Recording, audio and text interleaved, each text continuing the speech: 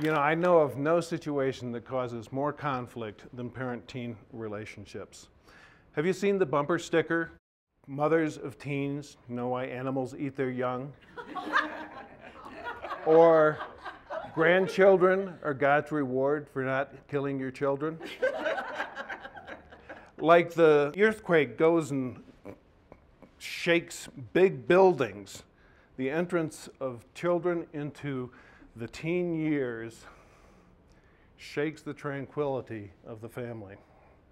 Consider the father who is walking down the hall, and he looks into his son's room, and to his amazement, he sees the clothes have been picked up off the floor. The room is vacuumed. The bed is made. And then he goes and looks, and he sees an envelope on the pillow.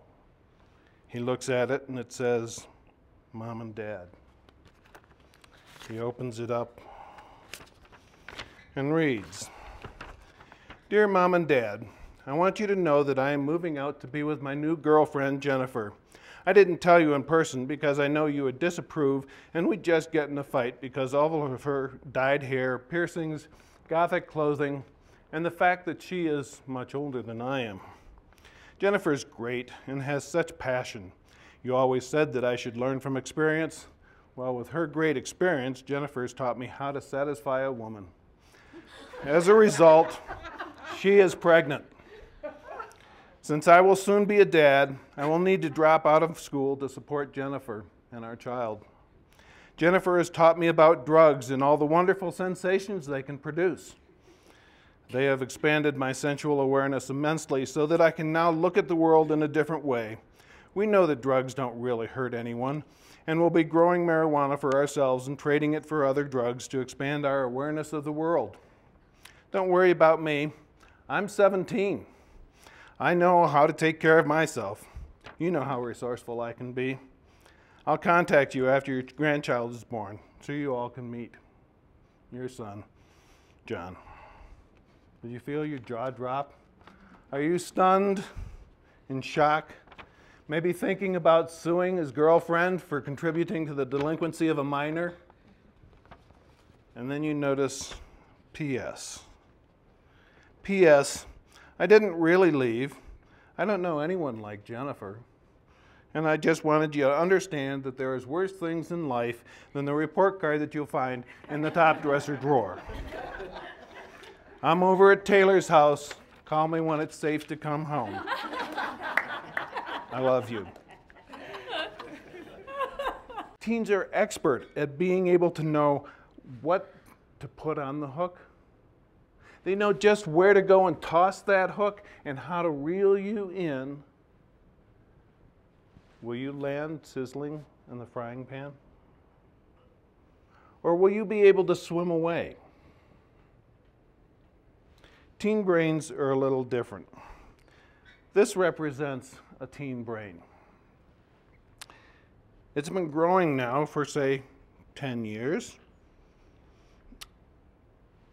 Developing new connections, learning language, and then the teen years hit. And you wonder, what is going on? Where did my wonderful child go? Is this happening?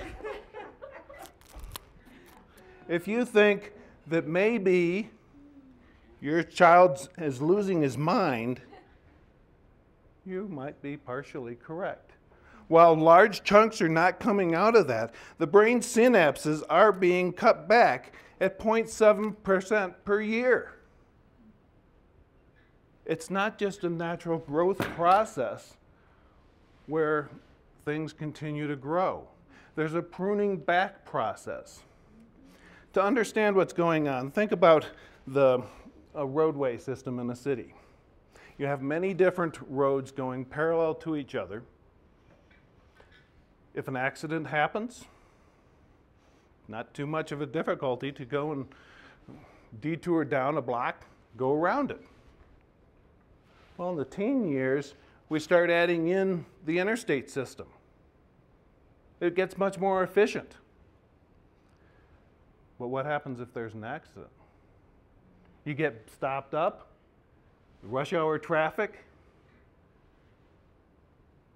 big blockages. So that's what's happening in the teen years as well. And on top of that, hormones are kicking in.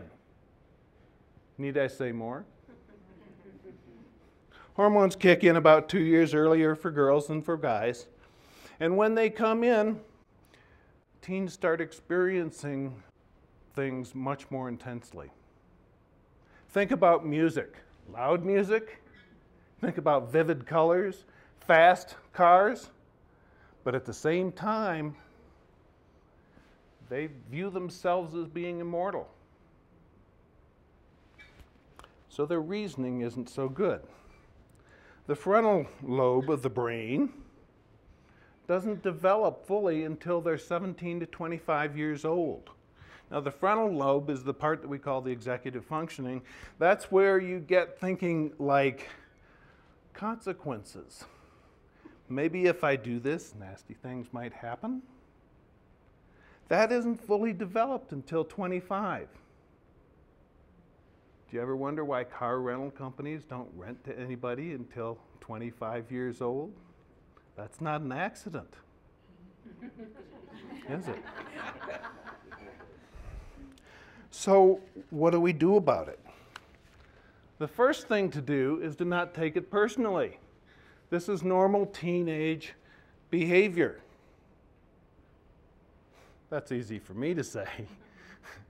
Let's get real. Have you ever tried to do that? Your teen goes and says, I'm not going to go and clean up my room, and you don't take it personally? Will you be the person, the fish sizzling in the frying pan, or can you swim away? Consider a possibility, if I may have my volunteer come up, of a dialogue with a teen. I go and tell her, did I hear you correctly that you're not going to clean up your bedroom? Yes, and you can't make me. So you think that if you refuse, somebody else is going to do it for you? Yeah, I'm leaving now. Does that mean that you will do it before 6 p.m. tomorrow, or that somebody else will go and do it?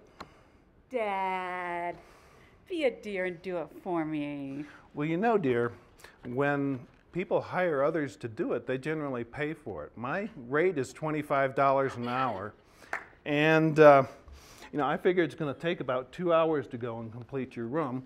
If you don't clean it up by 6 o'clock tomorrow, are you saying that you're going to hire me to do that? I don't think that's fair. Well, you know, it's your choice. You can either clean up your room before you leave or hire me to do it.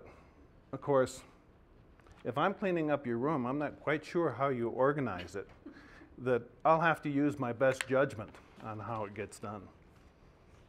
Well, okay, Dad. I'll do it by tomorrow afternoon. Okay. Thank you for your help.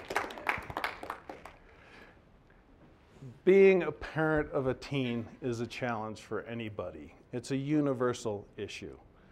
It's a little bit like driving up a road. It starts getting bumpy.